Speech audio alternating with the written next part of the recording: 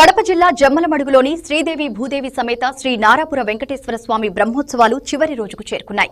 శనివారం ఆలయ పుష్కరిణిలో అత్యంత వైభవంగా చక్రస్నానం నిర్వహించారు.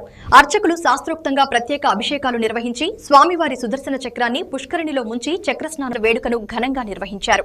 అనంతరం అర్చకులు కూడా పుణ్యస్నానాలు ఆచరించగా ఈ స్నానం పాపాలను తొలగిస్తుందనే విశ్వాసంతో భక్తులు పెద్ద సంఖ్యలో పాల్గొన్నారు. ముఖ్యంగా మహిళలు అధిక సంఖ్యలో తరలివచ్చి చక్రస్నానాన్ని భక్తి శ్రద్ధలతో తిలకించారు.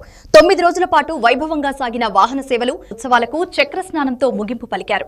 రాత్రి ధ్వజావరోహణంతో బ్రహ్మోత్సవాలు సంపూర్ణంగా ముగుస్తాయని ఆలయ అర్చకులు శ్రీనాథ శర్మ తెలిపారు.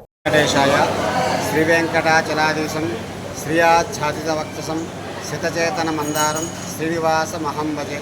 తిరుమల తిరుపతి దేవస్థానములు జమ్మలమడ గ్రామంలో వేంచేసినటువంటి శ్రీదేవి భూదేవి సమేత శ్రీ నారాపుర వెంకటేశ్వర స్వామి వారి యొక్క దేవస్థానంలో వార్షిక బ్రహ్మోత్సవాలు జరుగుతున్నవి. ధ్వజారోహణాంతం అవరోహణాంతం వరకు కూడాను ఈ యొక్క బ్రహ్మోత్సవాలు అత్యంత వైభవంగా జరిగాయి. ఈ రోజున వసంతోత్సవము చక్రస్థానంతో ముగిస్తుంది. ఈ యొక్క బ్రహ్మోత్సవము చక్రస్థానం అనేది ఎందుకు చేయాలి అనేటువంటి ప్రక్రియ ఏమిటంటే, ధ్వజారోహణం దగ్గర నుంచి అవరోహణంతం వరకు ప్రతి రోజున ఉదయము సాయంత్రము విశేషమైనటువంటి వాహనాలన్నీ కూడా ఉంటాయి.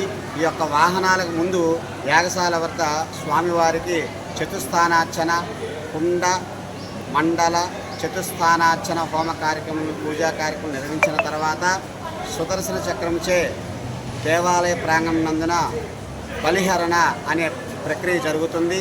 అనంతరమున స్వామివారి ఉత్సవం జరుగుతుంది. అంటే చక్ర బ్రహ్మాలు, అయ్యా నేను దగ్గరుండి యొక్క బ్రహ్మోత్సవం ధ్వజారోహణం దగ్గర నుంచి అవరోహణం వరకు నేను దగ్గరుండి అన్నీ చూస్తుంటాను.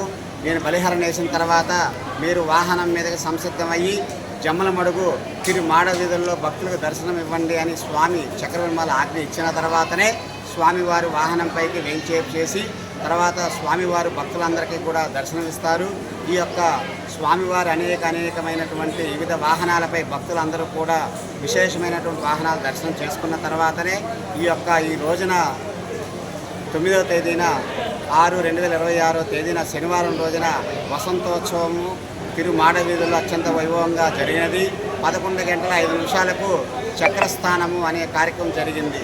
ఈ కార్యక్రమాన్ని కూడా తిరుమల తిరుపతి దేవస్థానం ఆలయ అధికారులు, ఆలయ అర్చకులు, ఆలయ సిబ్బంది అనేటువంటి భక్తాదులందరూ కూడా అత్యంత వైభవంగా పాల్గొని స్వామివారి కృపకు పాత్రలు అయ్యారు. జయ శ్రీమన్నారాయణ. ఓం నమో వెంకటేశాయ.